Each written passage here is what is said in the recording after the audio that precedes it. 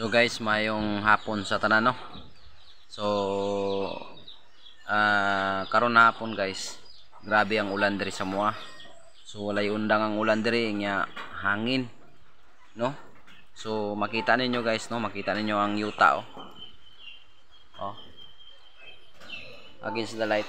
So makita ninyo ang yuta guys, grabe perminti perminti lapok tungod sa ang ulan wala na undang no, kay gibalita guys 21 daw ka bagyo nga moagi diri sa moang lugar no karon nga semana.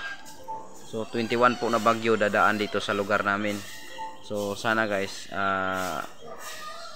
siyempre kapag bagyo may hangin talaga, yun yung pinaka mahirap dahil hindi natin alam kung ano yung resulta no after ng kapag madaanan tayo ng bagyo.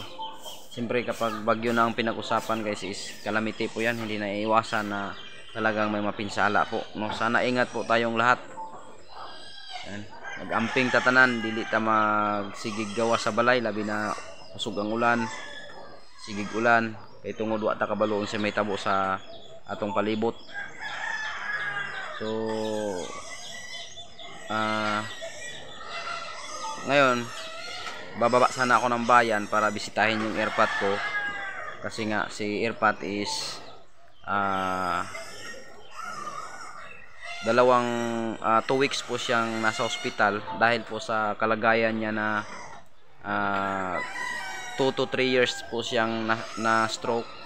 At yun na po siya, na hulog po siya sa kumbaga nalaglag po siya doon sa pugon sa anuhan ng niyog, pugunan ng niyog. Bali okay naman po sana siya makalakad-lakad kaso bumagsak po siya sa lupa at yun na admit po siya sa ospital na abunuhan ng dugo na 4 na bag. Nagtaka kami guys dahil high blood po siya tapos biglang nagkulang yung dugo niya, mas marami yung puti. Ayun, abunuhan ng 4 na bag. Yun guys, okay na siya, nilabas sa ospital. Tapos ngayon kasi nga pinalabas ng doktor dahil wala naman daw nakikita na ano sa katawan niya, kumbaga diferensya, kumbaga sakit. Pero nung dinala namin sa ibang doktor, pina-x-ray namin si Papa, pinatingnan namin sa ibang doktor. Ayun, yung 2D echo niya at saka ultrasound at x-ray niya is yung lumabas po, ang result doon is yung heart niya po is namamaga, tapos yung abdo niya is may bato. Yun po yung finding ng doktor. So ngayon guys, marami pong resita na hindi po namin mabili-bili dahil sa kapos kami sa budget. Kaya siyempre guys, ako naguguluhan ako guys kung saan ako kukuha ng pang budget para ibili ng gamot.